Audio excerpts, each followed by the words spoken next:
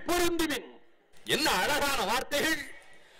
புண்ணிய நல்லுரை அறிந்தவர்களே வாருங்கள். இங்கே குளிர்ச்சியான மணல் விரிக்கப்பட்டிருக்கின்றது. இந்த விருட்சங்களின் நிழலிலே விவாதங்கள் நடக்கின்றன, தாழ்வரும் பொதியிலும். இங்கே வாருங்கள். ஒட்டிய சமயத்து உருகுரல்வாதிகள், பல்வேறு சமய நம்பிக்கைகள், எண்ணங்கள், அதை பற்றி விவாதம் எழுப்புகின்றவர்கள், ஒட்டிய சமயத்து உருகுரல்வாதிகள் பட்டிமண்டபத்து பாங்குடன் ஏறுமின். இந்த பட்டிமண்டபத்துக்கு வாருங்கள். என்ன அழகாக சொல்லுகிறார்! அதன் பிறகு சில நூற்றாண்டுகளை கழிந்து காவியம் தந்த கம்பன் பாலகாண்டத்தில் இதையே குறிப்பிடுகிறான். தமிழர் வாழ்வில் இந்த விவாத அரங்கங்கள் இருந்தது என்பதனாலே மன்னர் தருநிறை அழக்கும் மண்டபம், அன்ன மென்னடையவர் ஆடும் மண்டபம், மண்ணு மறை ஓடும் மண்டபம், பன்னரின் கணவரி பட்டி மண்டபம். இது கம்பன் காட்டுகின்ற பட்டி மண்டபம். திருவாசகம் தந்தாரே மாணிக்க வாசக பெருமான், அவர் உள்ள முருக சொல்லுகிறார். கட்டு அறுத்து எனை கட்டுக்களில் இருந்தெல்லாம் என்னை விடுவித்தாய், கட்டறுத்தரை ஆண்டு கண்ணார நீருட்ட அன்பரோடு யாவரையும் காணவே பட்டி மண்டபம் ஏற்றினை ஏற்றினை எட்டினோடு இரண்டு அறியான் என்னையே. என்னை இந்த பட்டி மண்டபத்திலே ஏற்றிவிட்டாய் மாணிக்க வாசக பெருமான். ஆக 2000 ஆண்டுகளுக்கு முன்னாலே சொல்லாற்றல் மட்டுமல்ல, விவாதம் எழுப்பக்கூடிய வல்லமை இருந்தது. இங்கே என்னுடைய இனிய நண்பர் பிரகாஷ் சுவாமி அவர்கள் கண்ணகி பெருந்தேவி அவள் எரிமலையாக சீறி வந்து சொல்லை தொடுத்தார் என்று குறிப்பிட்டார். இதற்கு நிகரான காவியம் எங்கும் இல்லை. 2000 ஆண்டுகளுக்கு முன்பு உலகத்தில் எந்த மொழியிலும் எழுந்தவில்லை. ஆண்டவரை கடவுளை பற்றி, மன்னர்களை பற்றி காவிய நாயகர்களாக கொண்டு காவியங்கள், இதிகாசங்கள் எழுந்தனவே தவிர ஒரு குடிமக்கள் காப்பியம், காவிரிப்பட்டினத்து வணிக குடும்பத்து பிள்ளையை பற்றி, அவன் மனைவியை பற்றிய வாழ்க்கை, அவள் பேச அதிகம் பேசாதவள், கணவனை பிரிந்திருக்கிறாயே என்று கவலைப்படுகிறாயா? வா, காவிரி கடலோடு கலக்கின்ற நீலவன் காவலுக்கு செல்வோம். சோமகுண்ட சூரிய குண்டத்திலே துறைமூழ்கி எழுவோம். காமலே கோட்டம் செல்வோம், வழிபடுவோம். தையலார் கணவரோடு இன்புறுவார். அடுத்த பிறையிலும் ஆனந்தத்தை அனுபவிப்பார். வா என்று தோழி தேவந்தி அழைத்த போது பீடு அன்று இருசொல் சொல்லிய பத்திரி தெய்வம் மாநாயகன் மகள். சரி, மதுரையை நோக்கி பசுந்தளிர்களில் பட்டு விரிப்புகளிலே பழகிய அந்த செல்வந்தனின் அருமை புதல்வி கூறிய முட்களும் கற்களும் நிறைந்த பாதையில் செல்கிற பொழுது வெப்பம் மிகுந்த வேளையில் மதுரை மூதூர் யாரோ, இந்த 3 வார்த்தைகள். அதற்கு முன்பு அவன் புறப்பட வேண்டும் என்று எல்லாம் இழந்து விட்டேன் என்று வேதனையில் வருகிற பொழுது என் சிலம்பு இருக்கிறது, சிலம்பு உலகொண், அந்த 3 வார்த்தைகள்.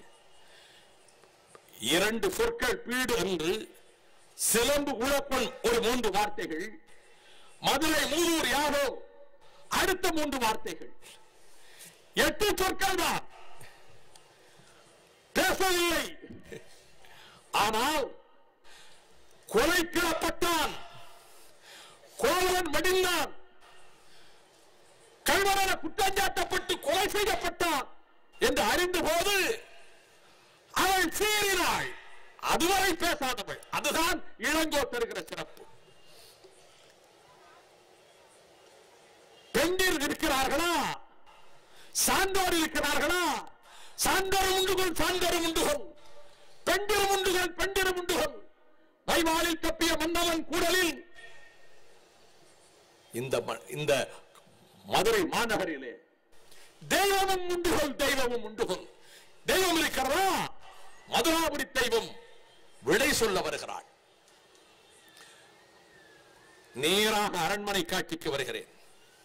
வீதியில் வந்து பேசுகிறாள். சபையில் பேசியது மட்டுமல்ல, கொட்டவன் மண்டபத்திலே பேசியது மட்டுமல்ல, கையில் சிலம்போடு புகுந்து மன்னவன் தன்னவனுக்கு முன்னாலே வாதிட்டது மட்டுமல்ல, வீதிக்கு வருகிறாள், மதுரை தெருக்களுக்கு வருகிறாள், தெருவில் இருந்து கேட்கிறாள், சான்றோர் இருக்கிறார்களா, பத்திரி பெண்கள் இருக்கிறார்களா, தெய்வம் இருக்கிறதா இங்கே? அதன் பிறகுதான் அறிவரை போகிய பொறியரை நெஞ்சத்து இறைமுறை விழித்தோன் வாயிலோயே இளையறி சிலம்பு ஏந்திய கையில் கணவனை இழந்தால் கையகப்பட்டார் கடையகப்பட்டார் என்று அறிவிப்பாயே அறிவிப்பாயே. வாதம் வளர்கிறது. சொற்கள் நீர்வார்க்கல்ல யாரையோடி வடக்கொடியோ கேட்கிறான் பாண்டியன். தேராமல்லா செப்புவதுடைய ஒரு வரலாற்றை சொல்லுகிறாள். பிறந்த இடம், சோழ நாட்டின் பெருமை, நீதி நிலைநாட்டப்பட்ட அந்த மண்ணின் உயர்வு, தன் வாழ்க்கை அனைத்தையுமே சொல்லுவதாக தான் சொல்லாற்றலை இளங்கோ தருகிறான். அந்நாட்களில் சொல் ஆற்றல் இருந்தது என்ற எண்ணம் இருந்ததால் தான், வாழ்க்கை முறை இருந்ததால் தான் இதை அங்கே பதிப்பிக்கிறார். எள்ளர் சிறப்பின் இமையவர் வியப்ப புல்லுறு புண்கள் தீர்த்தோர் அந்தியும் வாயிற்கடமணி நடுநாள் நடுங்க ஆழிக்கடலை உகுநீர் நெஞ்சு சுரத்தான் தன் அரும்பரல் புதல்வரை ஆழியில் வெடித்தோன் பெரும்பெயர் புகாரன்பதியே அவூர் ஏசாச்சிறைப்பின் இசை விளங்கு பெருங்குடி மாசாத்துவான் மகனையாகி வாழ்தல் வேண்டி ஊழ்வினை துறப்ப நின்னகர்பட்டு நின்னகர் புகுந்து என் காற்றிலம்பு பகர்தல் வேண்டி நின்றால் உழைக்கப்பட்ட கோவலன் மனைவி கண்ணகியின் பெயரே. இதற்கு நிகரான சொல்லாற்றலை எங்கும் காண இயலாம்.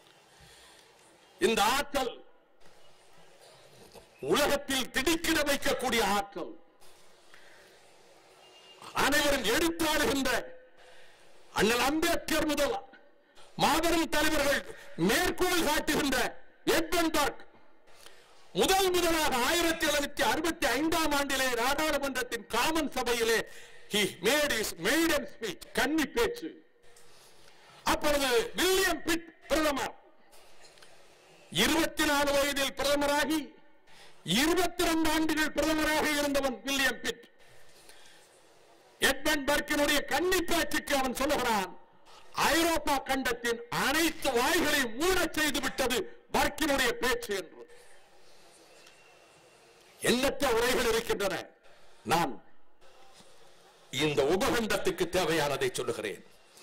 இந்திய நாட்டின் முதல் கவர்னர் ஜெனரல் வாரன் ஹேஸ்டிங்ஸ், அவன் போர்க்களங்களிலே வெள்ளையருக்கு வெற்றியை தேடி கொடுத்தவன், கொடுமைகள் புரிந்தவன், துன்பங்களுக்கு காரணமானவன், குற்றச்சாட்டுக்கு ஆளாகிறான்.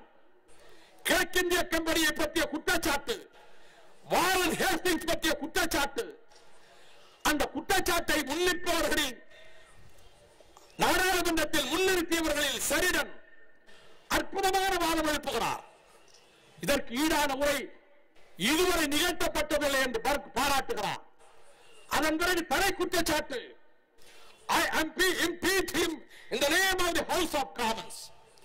என்ன அற்புதமான வார்த்தைகள்! முழுவதும் சொல்ல எனக்கு நேரம் இல்லை.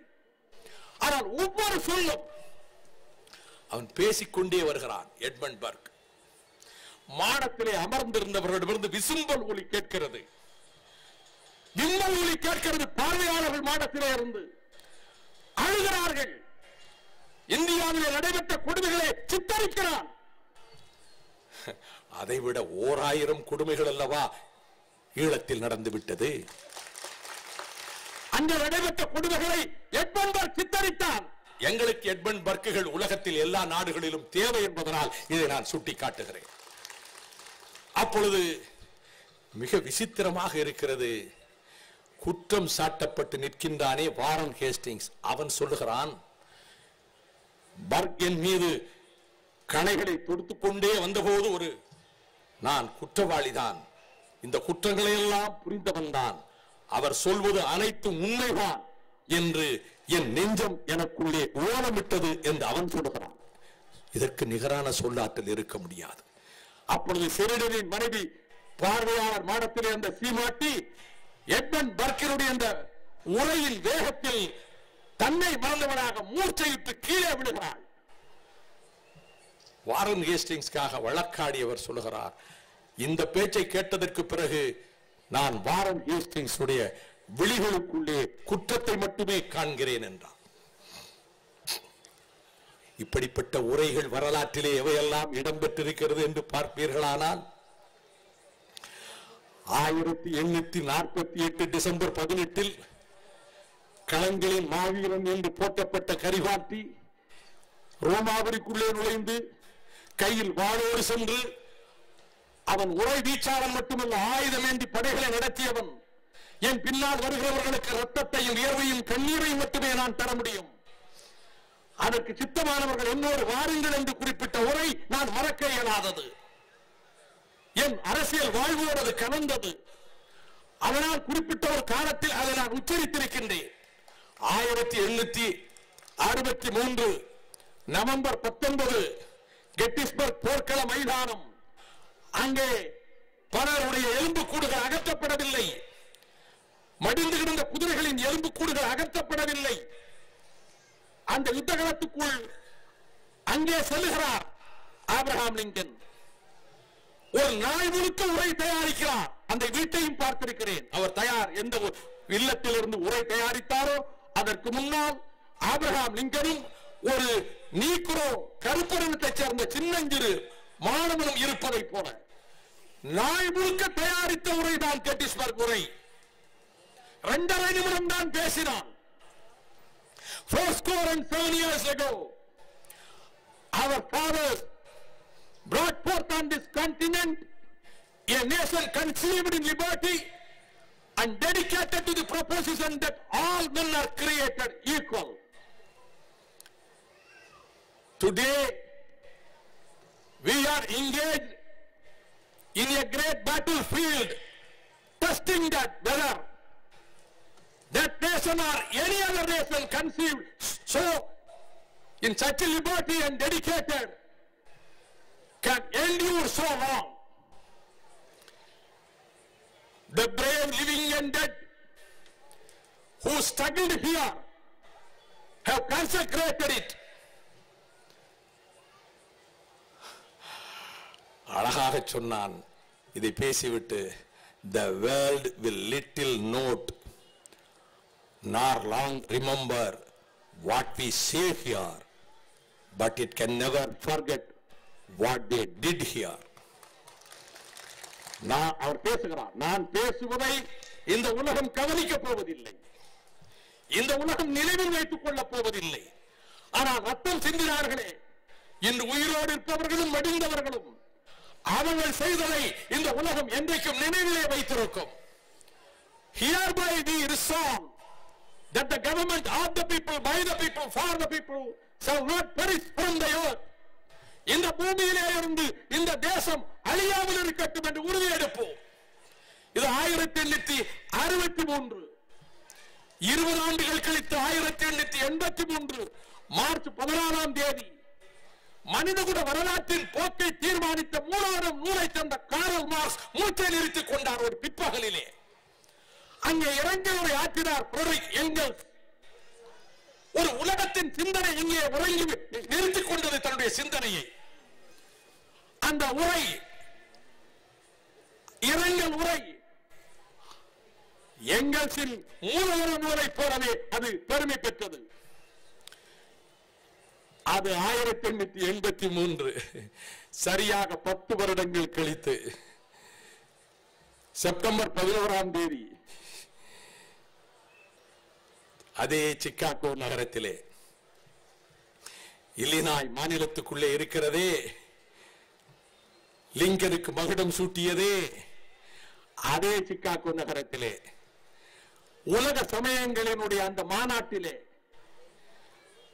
தான் பேச இயலுமா என்று திகைத்து பலரால் பரிகாசம் செய்யப்பட்டு ஏளனத்துக்கு உள்ளாக்கப்பட்டு, ஆனால் எடுத்து சொல்லுகின்ற முதல் சொல்லிலேயே sisters and brothers of America, சகோதர சகோதரிகளே, அமெரிக்காவின் சகோதரிகளே சகோதரிகளே, இந்த பேச்சை இந்த 2 சொற்கள் சொன்ன மாத்திரத்தில் அங்கு அமர்ந்திருந்த 7000 பேர் எழுந்து நின்று 3 நிமிடம் கரவொலி எழுப்பினார்கள்.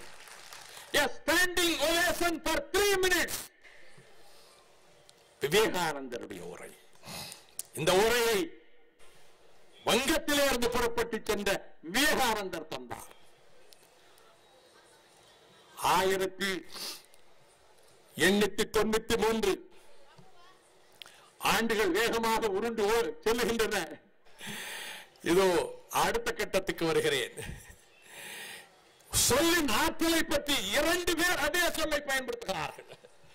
ஒருவன் சொத்தை கொடியின் கீழே இருந்து அந்த சொல்லை பயன்படுத்திய நாஜிகளின் தலைவன் அடால்ஃப் ஹிட்லர் 1939 செப்டம்பர் முதல் நாள்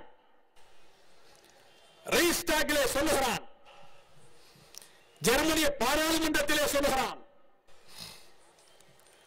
as a national socialist and a German soldier I have entered this struggle. நான் தேசிய சோசியலிஸ்டாக, நாஜி கட்சி அல்லவா, ஜெர்மனியினுடைய சிப்பாயாக இந்த போராட்டத்துக்குள்ளே நுழைகிறேன். I have never learned a word. நான் ஒரு வார்த்தையை இதுவரை படிக்கவில்லை. That is surrender. 39 செப்டம்பர் முதல் நாள் அடால்ஃப் ஹிட்லர் சுடட்லண்டை ஏற்கனவே கைப்பற்றிக் கொண்டவன், ஆஸ்திரியாவை இணைத்துக் கொண்டவன், போலந்தின் மீது படை எடுக்கின்றவன், உலகத்தை அச்சுறுத்துகின்ற பிரகடனம் செய்கிறவன். அவன் பேசுகிற அந்த பேச்சில் இந்த வார்த்தை, நான் இந்த வார்த்தையை அறிய மாட்டேன். சரண்டர், சரணடைதல், அந்த வார்த்தையை நான் அறிய மாட்டேன். இந்த ஒரு சொல் அவன் பேசுகிற சொல். 1940 மே 13 பிரிட்டிஷ் காமன் சபை வின்ஸ்டன் சர்ச்சில் சபையில் பேசுகிறார். What is your aim? You can ask me that question. நம்முடைய குறிக்கோள் என்ன? என்னிடம் கேள்வி கேளுங்கள். I will answer in one word. நான் ஒரு வார்த்தையில் பதில் சொல்வேன். ஹிட்லர் சொன்னான், ஒரு வார்த்தை நான் அறிய மாட்டேன், சொல் அறிய மாட்டேன், சரணடைதல் நான் அறிய மாட்டேன். சர்ச்சில் சொல்கிறார், நம் குறிக்கோள் என்ன? பதில் ஒரு வார்த்தை தான். என்ன வார்த்தை? That is victory. வெற்றி, அந்த வார்த்தை தான். Victory at all costs. Victory in spite of all terrors. என்ன துன்பங்கள், என்ன பயங்கரங்கள் நிகழ்ந்தாலும், என்ன விலை கொடுத்தாலும், without victory there is no survival. வெற்றி பெறாவிட்டால் நமக்கு வாழ்வில்லை. இது மே 13 1940. 1940 ஜூன் 18 டிகால் லண்டனில் இருந்து கொண்டு தன் நாட்டு மக்களுக்கு வானொலி மூலமாக ஒளிபரப்புகின்ற பேச்சில் குறிப்பிடுகிறார். அதுவும் சொல்வார், சொல்லாற்றுவார். France has lost a battle, but France has not lost the war.